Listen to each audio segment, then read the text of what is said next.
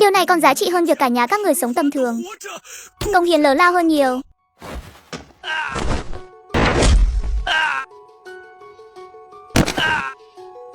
Trong phòng làm việc máy sưởi đầy đủ, Tư Tuấn Kiệt lại cảm thấy một luồng hơi lạnh thấu xương vô cớ. Thật là, sao mà lạnh thế này? Tiếng gõ cửa bất chợt ngắt quãng dòng suy nghĩ. Tư Tuấn Kiệt tiến lên mở cửa. Ngoài cửa là một bóng người bí ẩn đội mũ sụp xuống. Ngươi là ai? Chân mày Tư Tuấn Kiệt lập tức nhíu chặt. Làm sao mà lên được đây? Người đó chậm rãi ngẩng đầu, một gương mặt trắng bệch không chút nước đỏ, khiến đồng tử của Tư Tuấn Kiệt co rụt lại. Giọng nói khàn đặc làm chói tai Tư Tuấn Kiệt. Ngươi còn nhận ra ta không? Giang Hà, ngươi vậy mà vẫn còn sống sao? Trái tim Tư Tuấn Kiệt rung động. Hắn rõ ràng đã tự mắt xác nhận báo cáo. Giang Hà bị thương nặng đến mức đó, tuyệt đối không có khả năng sống sót. Tư Tuấn Kiệt vội vàng lùi về phía bàn làm việc, nhấn điện thoại nội bộ. Người đâu?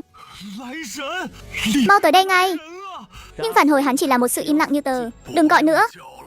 Giọng của Giang Hà lạnh lẽo. Trên cả con tàu này có tất cả 13 người, chỉ còn mình ngươi còn sống thôi. Giờ đến lượt ngươi rồi. Tay Tư Tuấn Kiệt run bần bật. Bầu không khí trong văn phòng vô cùng ngột ngạt. Tên đó hoàn toàn biến mất rồi sao? Hôm qua không có chút tin tức nào. Vương Tư Tề bị làm phiền đến đau cả đầu, trừng mắt nhìn hắn. Tiểu Nam, cậu có thể im lặng chút không? Ồn ào làm đầu tôi muốn nổ tung đây. Vương Tư Tề sau đó nhìn sang Cao Dương, giọng điệu nặng nề về việc ở biệt thự Lộ Giao. Ngực và chân đã trúng một đồ chơi của anh. Có khi nào vì bị thương mà không cử động được không, Cao Dương? Nghe vậy, Cao Dương nhớ mắt lại, ký ức lập tức quay về đêm hôm đó, viên kẹo nóng. Nhưng bóng dáng đó thậm chí không hề lung lay, mà đã biến mất qua cửa sổ với tốc độ cực nhanh. Đó căn bản không phải là phản ứng của con người. Tư Tề nói có lý. Nhưng tôi luôn thấy chuyện không đơn giản như vậy. Trương Liêu ở bên cạnh trầm giọng nói. Cũng không chừng hắn đã ra tay rồi, chỉ là chúng ta vẫn chưa phát hiện ra thôi. Câu nói này như một tảng băng ném mạnh vào lòng mọi người. Gương mặt mọi người lập tức hiện rõ sự lo lắng và không cam tâm. Cao Dương không nói gì, trong đầu anh toàn là hình bóng dưới chiếc mũ đó. Một ngày không động tĩnh, thật sự là đang ẩn mình sao?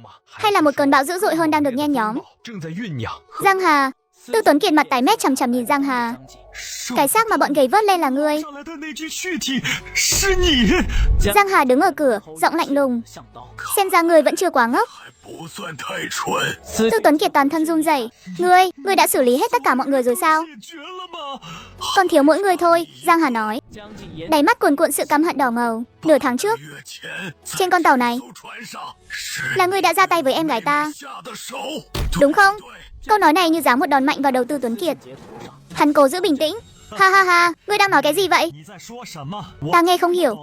Giang Hà không muốn nghe hắn ngụy biện, dần bước tới. Giang Hà nhìn chằm chằm vào hắn. Ngươi bình tĩnh chút đi. Tư Tuấn Kiệt sợ đến mức hồn bay phách tán, cố gắng nặn ra nụ cười giả tạo. Chúng ta có thể làm một cuộc giao dịch. Chuyện hôm nay ta sẽ giúp ngươi giấu nhẹm đi. Tuyệt đối không ai biết ngươi còn sống đâu. Giang Hà lắc đầu. Từng bước ép sát, xử lý ngươi rồi thì cũng chẳng ai biết cả. Không giống đâu. Tư Tuấn Kiệt hoàn toàn hoảng loạn.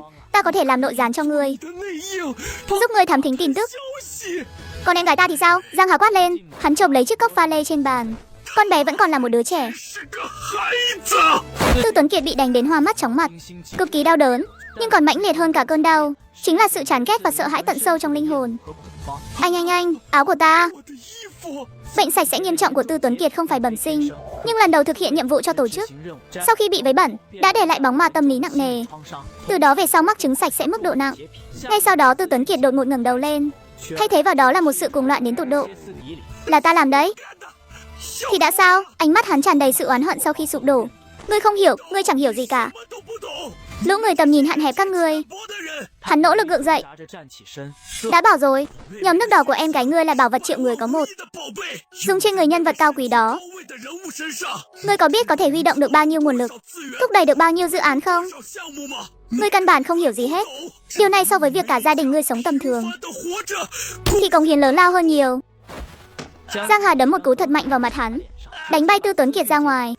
Tư Tuấn Kiệt ngã nhào xuống đất, miệng đầy thảm hại, nhưng vẫn còn đang gào thét điên cuồng. Ngươi không hiểu, tất cả các ngươi đều không hiểu. Tư Tuấn Kiệt đột nhiên ngẩng đầu. Ngươi thì biết cái gì? Rốt cuộc ta đã làm sai điều gì? Tại sao tất cả các ngươi đều không hiểu chứ? Bài luận văn năm đó rõ ràng nói hoàn toàn đúng mà. Bọn họ ngoài mặt thì công nhận lời của ta, nhưng lại phải giả vờ đạo mạo, hạ thấp ta, chỉ trích ta, hại ta phải sống vất vưởng đầu đường xó chợ. Cái gọi là tranh cãi luân lý, chẳng qua là ta đã xé toạc lớp áo che đậy của bọn họ thôi. Tư Tuấn Kiệt gào thét trong hỗn loạn. Ngươi giải thích quá nông cạn. Ngươi tưởng xử lý ta xong là xong sao? Tổ chức sẽ không tha cho người đâu. Ngươi và em gái ngươi đều giống nhau thôi. Đều chỉ là công cụ mà thôi. Giang Hà nghiêng đầu nhìn Tư Tuấn Kiệt, vốn định nhanh chóng xử lý hắn. Bắt giường như thế thì quá hời cho hắn rồi. Giang Hà nắm chặt nắm đấm. Tư Tuấn Kiệt, ngươi rất thích sạch sẽ đúng không? Không khí lạnh lẽo uất trong hành lang không tan biến. Giang Hà lôi Tư Tuấn Kiệt đi về phía trước. Tư Tuấn Kiệt hoàn toàn không có sức kháng cự. Ngươi định đưa ta đi đâu? Chiếc áo sơ mi trắng đắt tiền của hắn bị bụi bẩn dọc đường váy bẩn, cả người hắn sắp sửa sụp đổ. Không, buông ta ra. Giang Hà lôi hắn vào một phòng vệ sinh trên tàu. Giang Hà buông tay. Tư Tuấn Kiệt ngã quỵ trên đất. Ngươi muốn làm gì? Giang Hà đứng trước mặt hắn, giọng nói lạnh thấu xương. Ngươi để tâm đến điều gì nhất? Ta sẽ hủy hoại cái đó. Tư Tuấn Kiệt lập tức hiểu ra, điều đối phương muốn làm chính là đánh gục thứ hắn trân trọng nhất về mặt tinh thần. Không, ngươi không thể đối xử với ta như thế. Hắn liều mạng lùi lại. Cầu xin ngươi, hãy cho ta được ra đi. Mọi sự kiêu ngạo vào khoảnh khắc này đã sụp đổ hoàn toàn. Là ta có lỗi với em gái ngươi. Cầu xin ngươi hãy để ta được giải thoát hoàn toàn. Giang Hà lạnh lùng nhìn hắn, nói hết tất cả những gì ngươi biết ra. Phong tuyến tâm lý của Tư Tuấn Kiệt hoàn toàn tan rã, khai ra toàn bộ bí mật. 2 phút sau, hắn thở hổn hển.